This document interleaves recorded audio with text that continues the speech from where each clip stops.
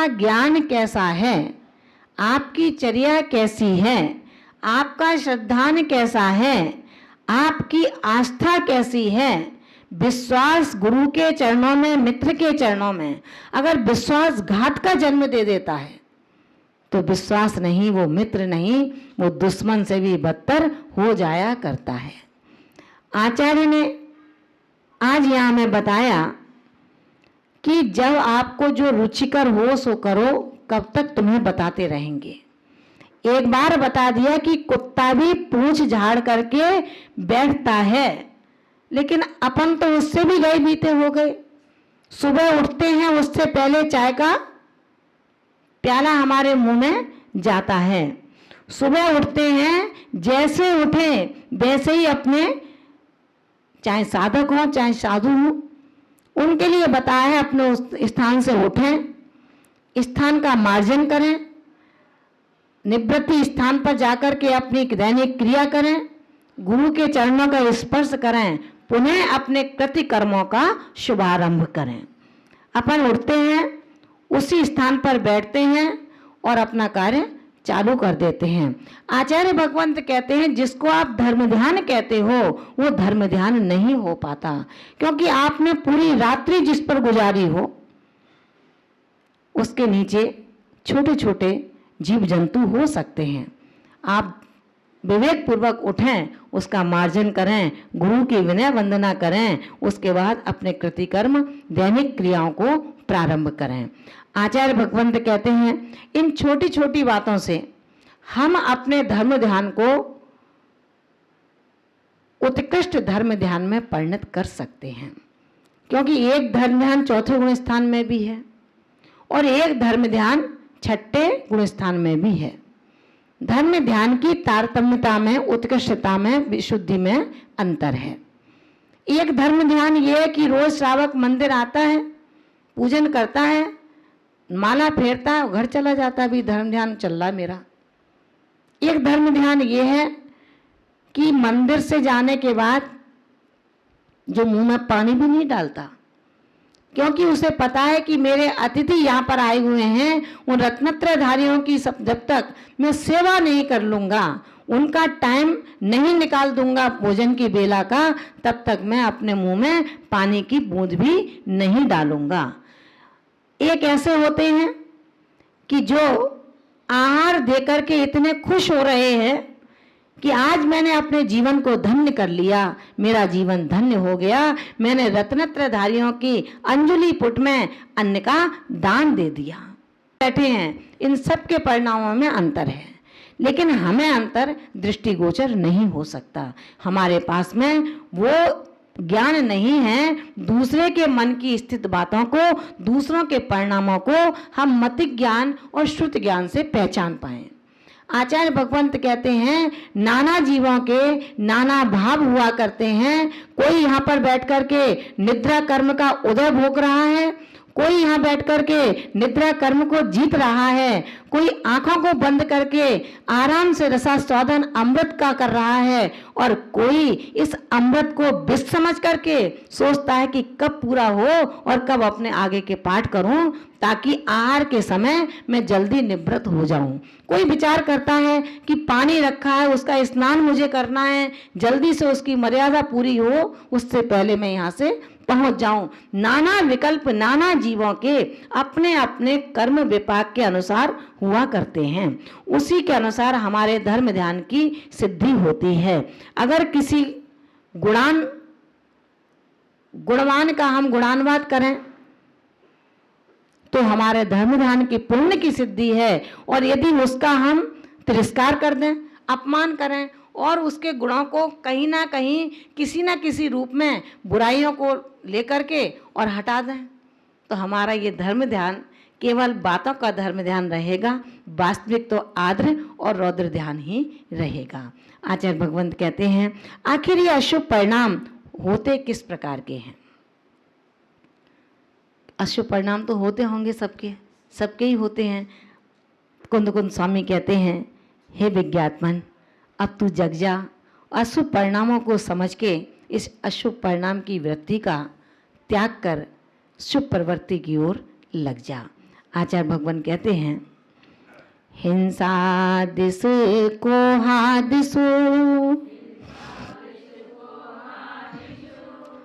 मिच्छाणाणेषु पक्खबायेषु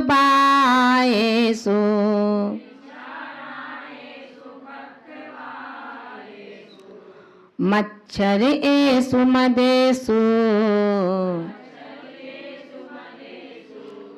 दुरहेण विशेषु असुहलेषु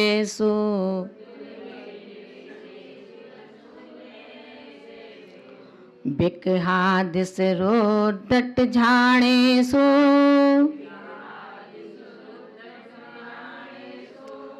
असुयगेषु दण्डेषु सल्लेषु गारवेषु जो बट्टद असुह भावोसो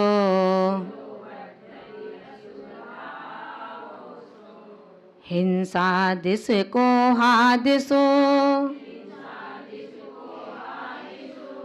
मिच्छाणाणेषु पक्खबायेषु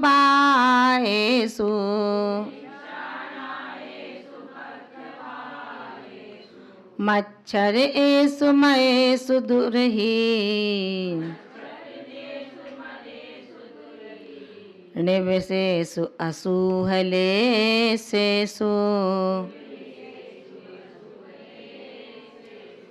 बिकहादिषु रोदट झाणेषु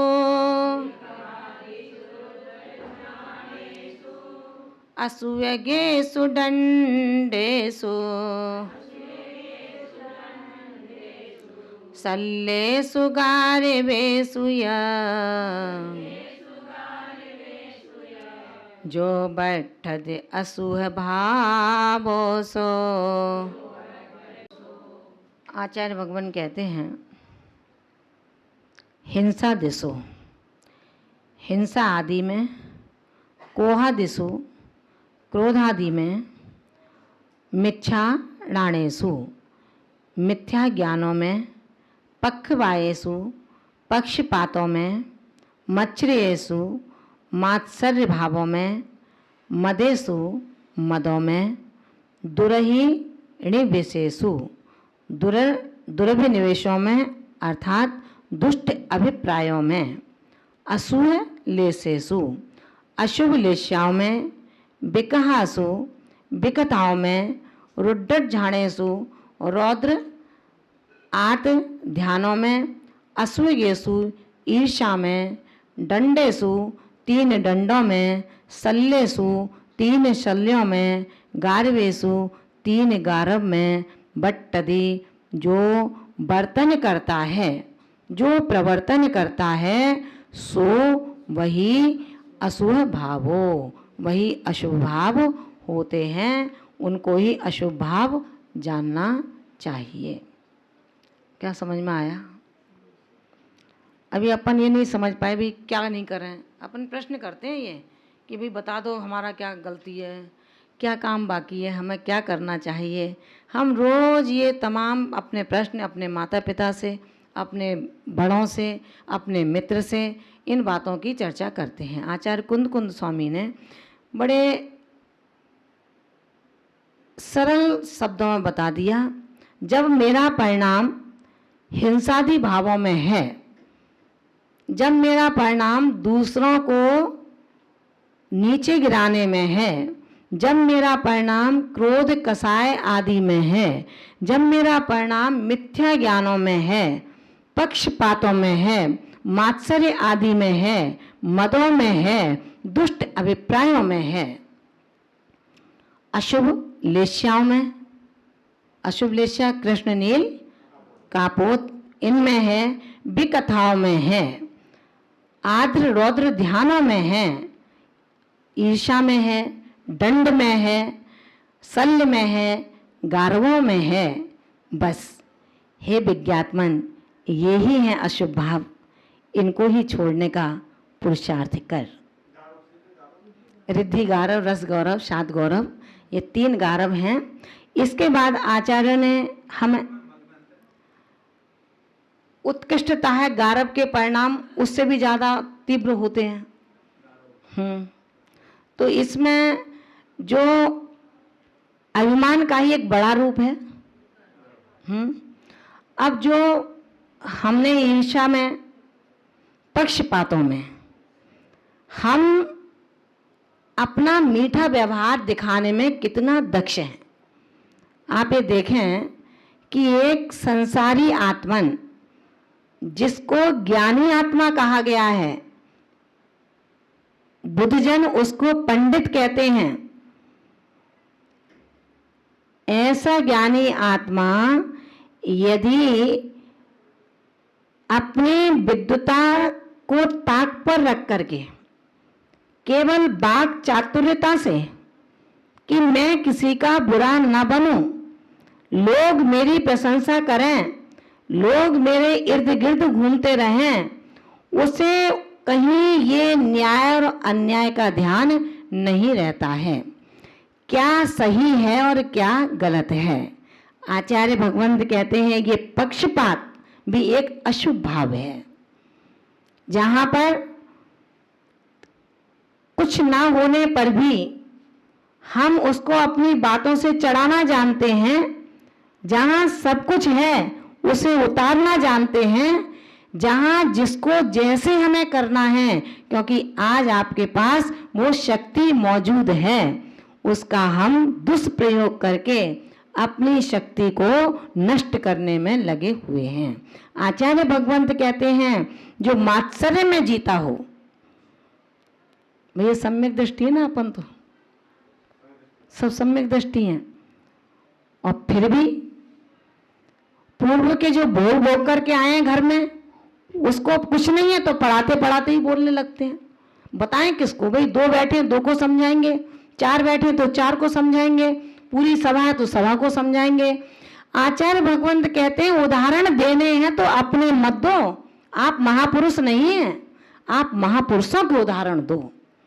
मैं अपने उदाहरण दूं कि मुझे वैराग्य कैसे हुआ, अरे मेरा वैराग्य वैराग्य नहीं है। अगर आपको वैराग्य का उदाहरण देना है तो दो ना, कुलभूषण और देशभूषण का कैसे हुआ वैराग्य। आप अपना उदाहरण दोगे कि मेरी माँ ऐसी थी, मुझे ऐसे पाला करती थी, किसकी माँ खराब होती है, 10 बच्चे होते हैं तो 10 प्यारे हैं, और एक होता है तो एक प्यारा है। अनपढ़ हैं तो भी उसके हैं, पढ़े लिखे हैं तो भी उसके हैं, रूपवान हैं तो भी आंचल से लगाती है, कुरूपवान हैं तो भी आंचल का दूध पिलाती है, उसके लिए कोई अंतर नहीं होता। इस पांडित्य की गद्दी पर आकर के, वैराग्य की वेदी पर बैठ करके, धर्मात्मा का नकाब पोष पहन करके अगर हम अपने ही वैभव का प्रदर्शन करना चाहें तो ध्यान रखना, हमें किसी के वैराग्य का वैभव दिखाना है तो हम कभी भूलें नहीं प्रथमान योग के पृष्ठों को। एक नहीं, तमाम उदाहरण वैराग्य के भरे पड़े हैं, चाहे वो उदय सुंदर का लें, चाहे वज्र बाहु का लें, चाहे महासती राजू का ले लें, तमाम ऐसे वैराग्य हैं, उदाहरण हैं जिन्होंने भोगों को छुआ नहीं और इस वैराग्य के बाने को ग्रहण कर लिया। हम मात्सर्य में आकर के अपने उस वैभव को दिखाते हैं जो सड़े तिनके के समान है। वैभव भी नहीं है, तिनके के समान भी नहीं है, सड़े हुए तिनके के समान है। उस वैभव का पांडित्य हम यहाँ दिखाएं, ये सम्यक दृष्टि के लिए शोभास्पद चर्चा नहीं हुआ करती है। उसके बाद आचार्य ने कहा दुष्ट अभिप्राय। सभा में बैठे हैं, मित्र मंडली के बीच बैठे हैं, पूरा परिवार बैठा है जिसमें सास ससुर भी हैं, पति देवर भी हैं, सब कुछ हैं। उसके बाद भी हम अपने अभिप्रायों को, वो भी कैसे, दुष्ट। कैसे अभिप्राय दुष्ट? यदि कोई अपना दोस्त बैठा है, उसको आंख ही मार रहे हैं, कुछ नहीं है तो, क्योंकि परिवार के बीच में बैठ करके एक पास एक दूर तो बैठ नहीं सकते हैं, तो जहां बैठे हैं वहीं से इशारेबाजी चल रही है।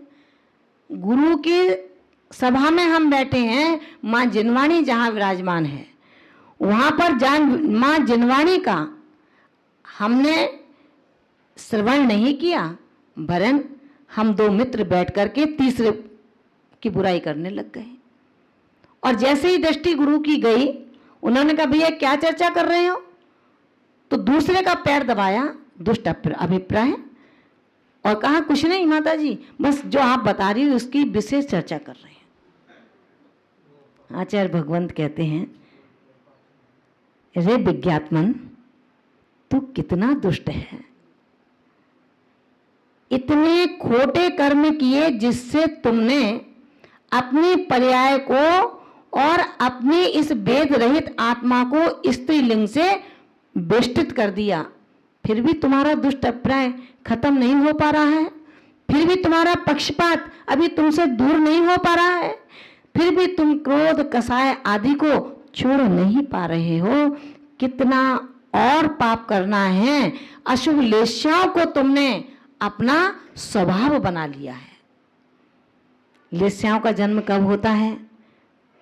योग और कसायों से जब हमारी प्रवृत्ति अनुरंजित हो जाती है, योग और कसायों से जब हमारा ये कार्य करने की शैली उससे लिप जाती है, पुत जाती है,